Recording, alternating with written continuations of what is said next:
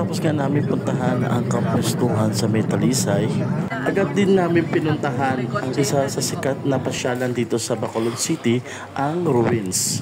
Sa unang tingin, parang nakakatakot dahil nga luman-luma yung area at yung lugar. Pero pag napasok mo to sa loob, mamamangha ka sa ganda ng lugar at ng yung area ng ruins.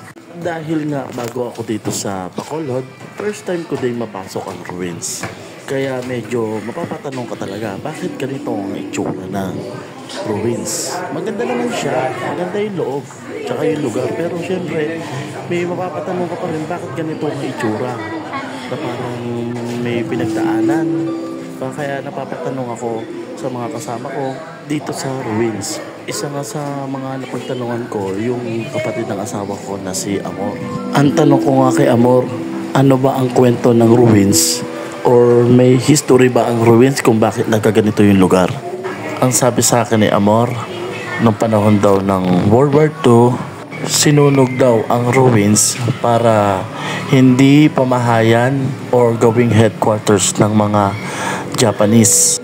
Kaya daw naging ganyan ang itsura ng ruins, skeletal. Pero tignan mo yung lugar, napakaganda, napakalinis, malawak ang nasasakupan. Pero meron pang mas malalim na kwento or history kung ano nga ba talaga ang story ng ruins in Bacolod. Kaya nagtanong-tanong muna ako sa mga nakakaalam tungkol sa mga history ng ruins in Bacolod. Sa aking pagiging chismoso at pagiging matanong, meron akong nalaman na kakaunti lang tungkol sa ruins in Bacolod.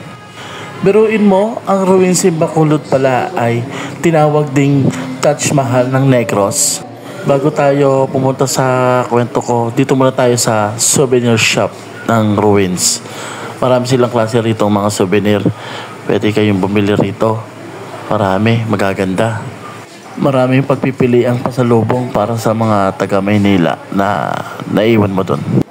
Habang namimili sila ng souvenir nila para pasalubong nila sa mga mahal niya sa buhay, ako naman ay nagbibideo lang. At dahil nga wala akong pera pambili ng aking souvenir, inaalam ko na lang yung mga bagay-bagay sa aking paligid. At sa garden naman ng ruins, merong malaking restaurant na may live band. Sa lawak ng area, hindi ka talaga may inip dito. Hindi ka rin magugutom kasi kompleto sila rito. Balik na tayo sa kwento ko.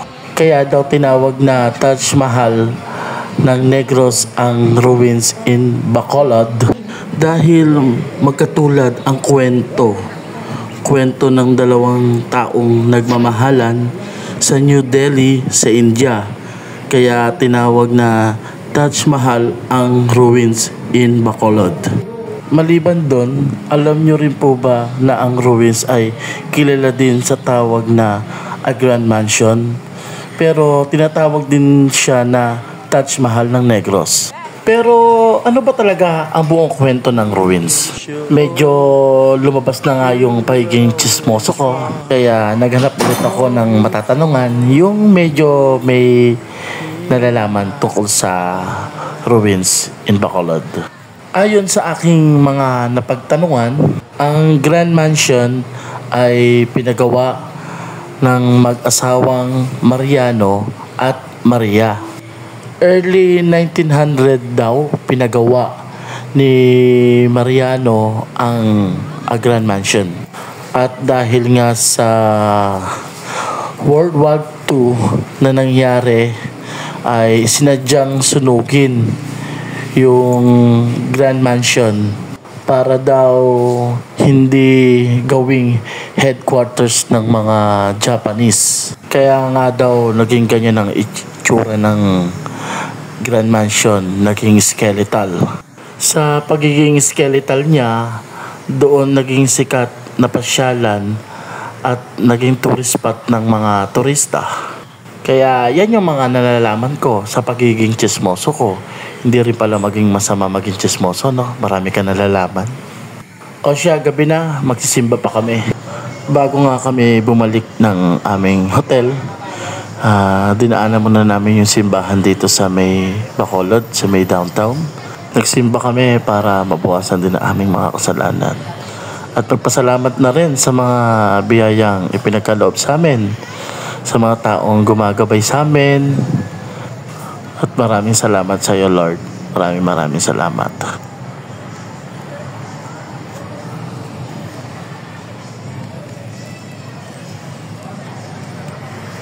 At pumasok na nga kami sa loob ng simbahan para magdasal at magpasalamat na nga sa lahat-lahat ng tulong na ibinigay sa amin at sa mga biyaya na ibinagkaloob sa amin, sa aming mag-asawa.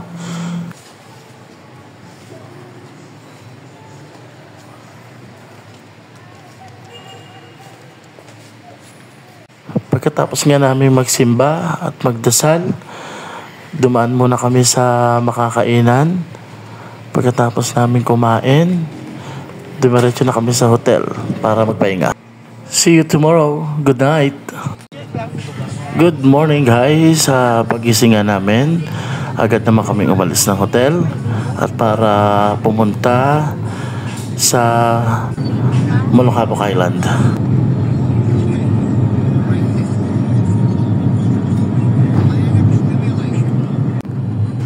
Marami kaming stopover dyan, pero hindi ko na masyadong na videohan kasi nga medyo nagugutom na kami.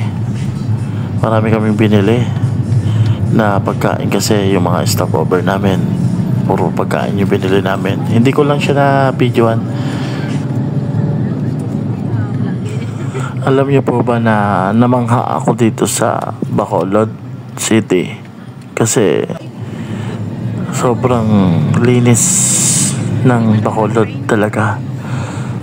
Sobrang tahimik, hindi ganong karaming mga sasakyan, wala masyadong traffic. Kaya nagugulat ako dun sa isang pinsan ng asawa ko sabi niya matraffic daw dito sa kanila sa Bacolod, pero nung bumiyahe naman kami, wala naman na kami napansin na traffic. Kasi ang sinasabi niyang traffic, 2 minutes lang natigil yung kanyang sasakyan, traffic na sa kanila. Diba matatawa ka talaga.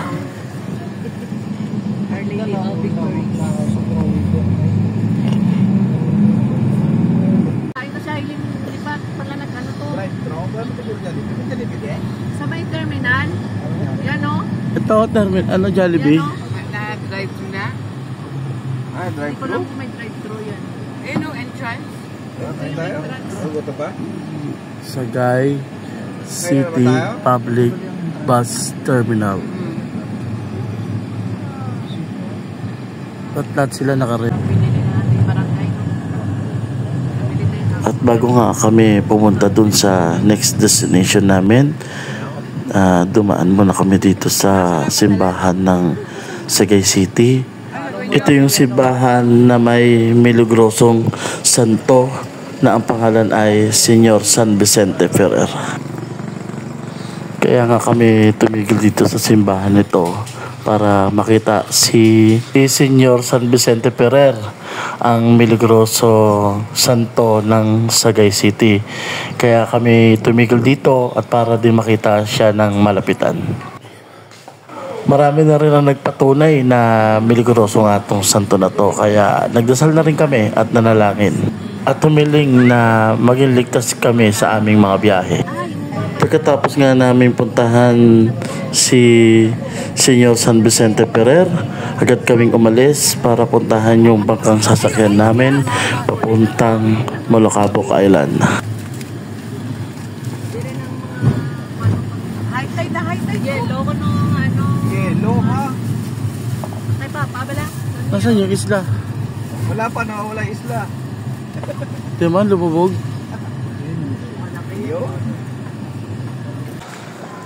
Nandito na nga kami sa aming bangka na maghahatid sa amin sa kabilang isla na magtatawid sa amin papuntang Molocabok Island.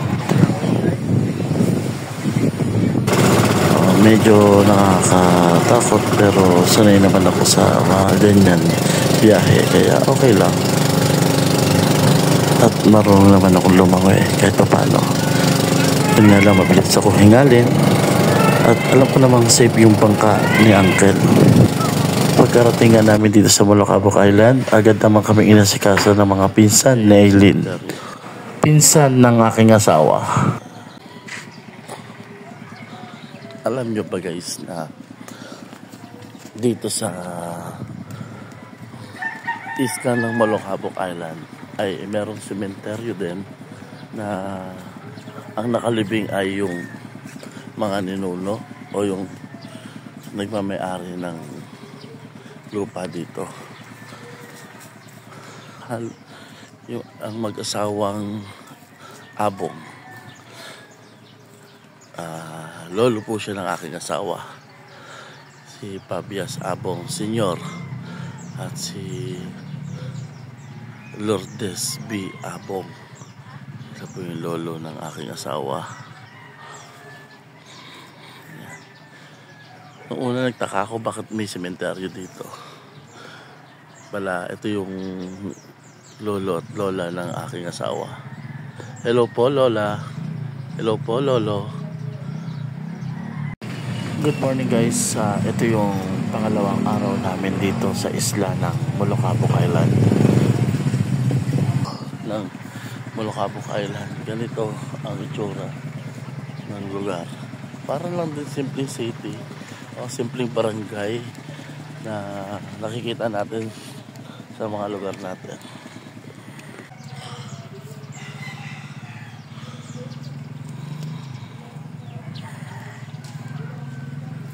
When if I ever fall in love again.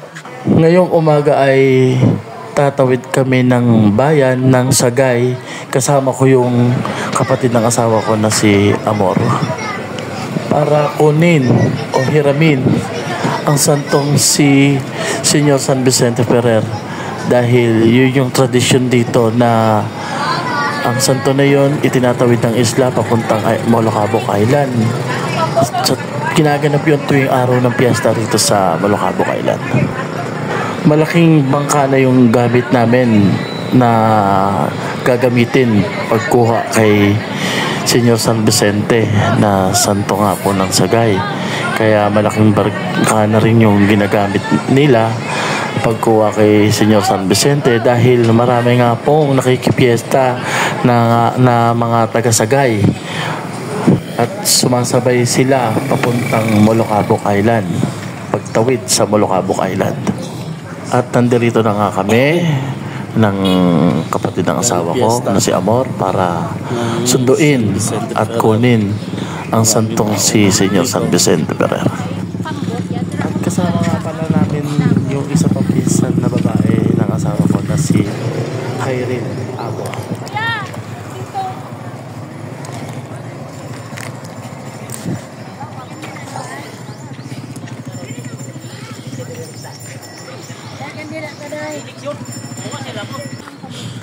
Medyo nga natagalan kami dahil nga kinukuha pa sa taas si Senyor San Vicente at ito nga binibihisan pa at inaayos yung kanyang pinaglalagyan para hindi nga naman malaglag, habang pinaparada siya papunta dun sa kanyang bangkang sasakyan. See you on my next video guys. Bye bye.